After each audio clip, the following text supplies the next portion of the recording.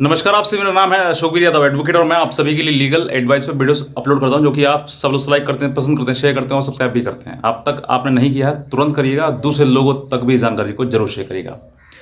देखिए, जैसे आपने थंबनेल में देख लिया होगा कि अगर बीवी आपकी मना कर रही है आपके साथ रहने के लिए, तो आप जिद ना करें।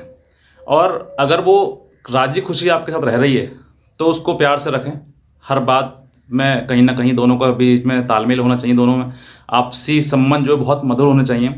लेकिन अगर आपके संबंध बन बिगड़ गए हैं और बिगड़ने के बाद जो है वो, अगर आप अपनी पत्नी को बुलाने की जिद कर रहे हैं या फिर उसके मना करने पर भी उसके घर जा रहे हैं, उसके मायके में जा रहे हैं और वो आपको धमकी दे रही है कि तू आके दिखा, तुझे पिटवा दूंगी, ये करा दूंगी, वो करा दूंगी, और उसके बावजूद भी आप वहाँ पे गए, तो मैं कहता हूँ आपके साथ में हो सकता है कोई अनहोनी घटित हो सके। ये बात मैं इसलिए नहीं कह रहा हूँ कि आपको मैं कहीं न कहीं डरा रहा हूँ, बल्कि आपको ये बताना चाह रहा हूँ, ये सचेत करना चाह रहा हूँ कि आज के समय में अगर आप किसी भी प्रकार से अपने आप को बचा सकते हैं, सुरक्षित कर सकते हैं, तो वो ये है बस प्यार, आपसी सलाह, मतलब संबंध अच्छे, मधुर हों तभी। लेकिन जहाँ पर संबंध बिगड़ गए हैं या फिर हो सकता है कि आपके ऊपर कोई ना कोई मारने की, पीटने की या कुछ और करने की धमकी दी जा रही है, तो उस धमकी को आप सीरियसली लें, लाइटली उसको लेने की कोशिश ना करें। अगर आपने लिया तो हो सकता है कि आपके साथ में कुछ अनहोनी या गलत घटित हो सके। अब वो मैं आपके साथ में ये क्यों कह रहा हूँ, क्योंकि कल मेरे सामने एक ऐसी घटना आई जिसको देखकर मैं भी, मतलब ऐसे समझ में नहीं आ रहा था कि वाक़ई इनके साथ में क्यों हुआ। एक हस्बैंड हैं, अब मैं पूरी कहानी ना बताकर शॉर्ट में बताना चाहूँगा आपके लिए। उनकी बीवी से विवाद हो गया, बच्चे हैं 2-2। अब जो है विवाद इतना बढ़ गया कि मार-पिटाई पे नंबर आ गया, और मार-पिटाई पे ऐसा आ गया कि वो पहले केस कर दिया, उन्होंने कंप्लेंट कर दिया, पति को लगा कि मेरे खिलाफ कंप्लेंट करी है इसने। अब जो है वो पति उसको बुलाने की कोशिश कर रहा है, हर प्रकार से उसने समझौते के तरीके से या फिर बातचीत तरीके से, क्योंकि 2 बच्चे हो गए हैं, तो काफ़ी साल एक साथ में बिता लिए हैं। अब अलग होने का कोई ऑप्शन है ही नहीं, तो उन्होंने पति ने जो है वो उसका जिद करी कि मैं तुझे आ रहा हूँ बुलाने, मैं अभी आता हूँ और तू मेरे साथ चलियो। पत्नी ने बिल्कुल मना कर दिया, उसने बदतमीजी, गाली गलौज करते हुए कहा, तू आके दिखा मुझे, ठीक है, आज तेरी थूत पिटवा पिटवा दूंगी तुझे, आज ये करा दूंगी, वो करा दूंगी, ऐसे कई, मतलब आप समझ सकते हैं कि इस तरीके की धमकियां उसको दी। वो नहीं माना और वो उसने अपनी मम्मी से, पापा से कही, पापा ने कही बेटा कुछ दिन रुक जा, बाद में चला जाइए, अभी मत जा। वो अगर धमकी दे रही, हो सकता है तेरे साथ कुछ गलत करा दें।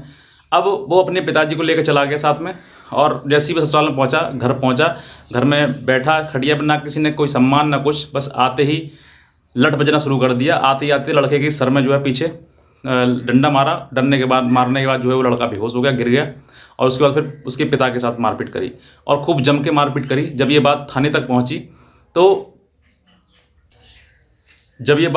पहुंची, तो थाने पर जाकर पुलिस वाले क्या कह रहे हैं कि आप रजामंदी कर लो, आपसी रजामंदी कर लो। अरे जिसका सर फट गया, जिसके इतना मतलब मारपीट हो गई, मान सम्मान छोड़ो, घर परिवार पूरा बिखर गया, टूट गया, और अब जो है पुलिस समझौता कराने की सोच रही है। समझौता करने की कोशिश तो उसने पहले भी करी थी, लेकिन उसने जो है वो किसी प्रकार से बात को नहीं माना, और अब जो है वो इतनी हालत ख़राब हो गई कि उस लड़का जो है वो आज हॉस्पिटल में एडमिट है, मतलब उसके सर पे इतनी चोट आई है।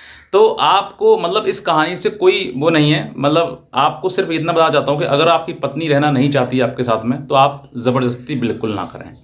ये संबंध जो है, ना पत्नी के द्वारा ज़बरदस्ती की जा सकती पति के साथ रहने की, और ना पत्नी के साथ पति के द्वारा ज़बरदस्ती की जा सकती है उसके साथ रहने की।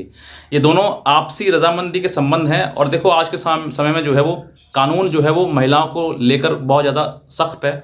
अगर आपके साथ में कोई दुर्घटना हो जाए तो पुलिस बहुत लाइटली उसको लेगी, लेकिन अगर पत्नी के साथ कोई घटना हो जाए, जैसी ये घटना हुई मारपीट वाली पति के साथ में हुई, अगर यही चीज़ें पत्नी पर हो जाती ना, तो पूरा समाज, जितने भी लोग देखते, चाहे पुलिस, कोर्ट कचहरी, थाना, या जो भी गांव के या आस पड़ोस के लोग देखते, सब ये कहते बताओ बेचारी को कितना मारा है, कितना निर्दयी व्यक्ति है, कितना ऐसा है वैसा है, 10 लोगों को बातें करते हैं।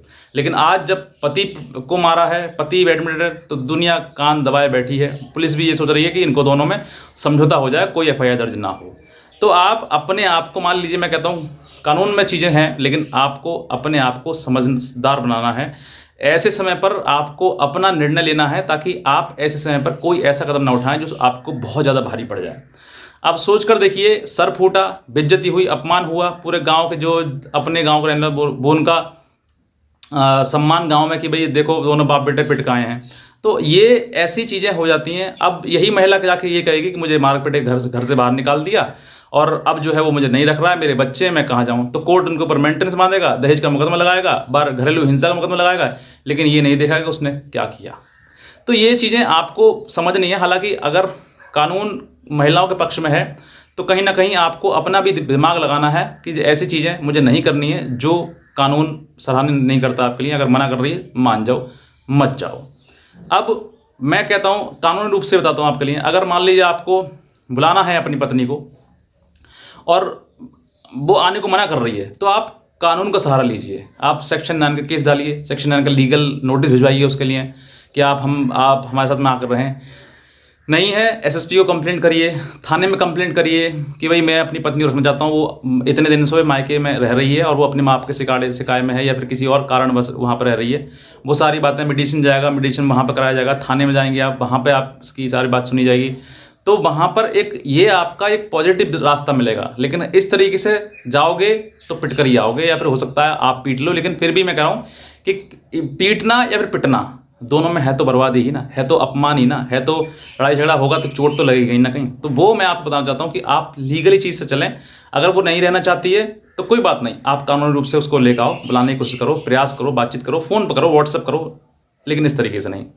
और अगर लीगली चीज़ें हैं तो आप मैंने बताया आपको, एसएसपी को कंप्लेंट करें, डीएम को कंप्लेंट करें, या फिर मुख्यमंत्री को कंप्लेंट करें, या फिर कोर्ट में कंप्लेंट डालें कि मैं अपनी पत्नी को रखना चाहता हूँ, वो नहीं आ रही है, नहीं आ रही है। तो हो सकता है आपके भविष्य में जब ये कंप्लेंट आप कानूनी रूप से चलेंगे ना, तो आपके ऊपर भविष्य में ना ही तो 490 की एफआईआर होगी, ना आपके ऊपर डोमेस्टिक वायलेंस होगा, ना ही आपके ऊपर मेंटेनेंस का केस बांधा जाएगा, क्योंकि आप उसको हर प्रयास कर रहे हैं लाने का, लेकिन वो खुद ही नहीं आ रही है।